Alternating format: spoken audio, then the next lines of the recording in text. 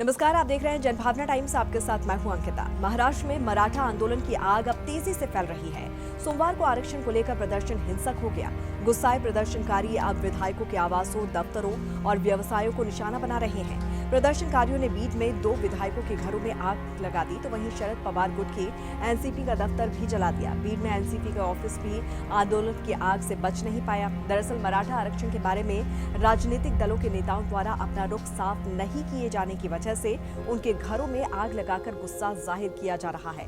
मराठा आरक्षण आंदोलन के चलते रविवार 29 अक्टूबर को शिवसेना के 2 सांसदों और बीजेपी के एक विधायक ने इस्तीफा दे दिया था। इस साल अगस्त से ही मराठा आरक्षण को लेकर आंदोलन चल रहा है। आरक्षण की मांग को लेकर 11 दिनों में 13 लोग सुसाइड कर चुके हैं।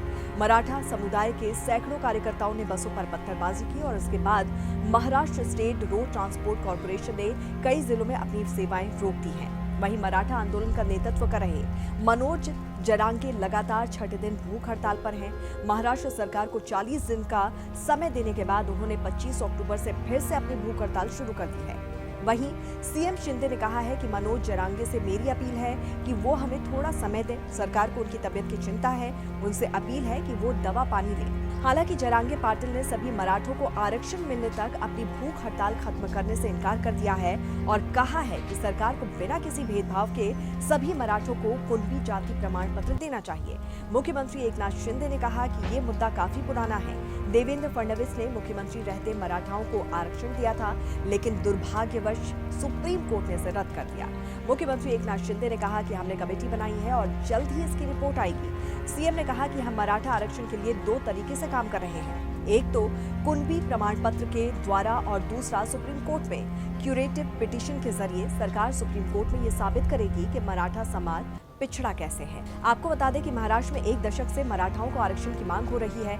2018 में इसके लिए राज्य सरकार ने कानून बनाया और मराठा समाज को नौकरियों और शिक्षा में 16% आरक्षण दे दिया। फिर जून 2019 में बॉम्बे हाईकोर्ट ने इसे कम करते हुए शिक्षा में 12% और नौकरियों में 13% आरक्षण फिक्स कर दिया। हाईकोर्ट ने कहा कि अपवाद के तौर पर राज्य में सुप्रीम कोर्ट द्वारा निर्धारित 50% आरक्षण की सीमा पार की जा सकती है और जब ये मामला सुप्रीम कोर्ट में गया तो इंदिरा साहनी केस या मंडल कमीशन केस का हवाला देते हुए 3 जजों की बेंच ने इस पर रोक लगा दी। इसके साथ ही ये भी कहा कि इस मामले में बड़ी बेंच बनाए जाने की जरूरत है। बहरहाल ऐसे में जो पूरा महाराष्ट्र वो मराठा आंदोलन की आग में जलता हुआ नजर आ रहा है, तो इस पर आपकी क्या राय है, जरूर हमें बताइए। जुड़े रहिए जनभावना टाइम्स के साथ। नमस्कार।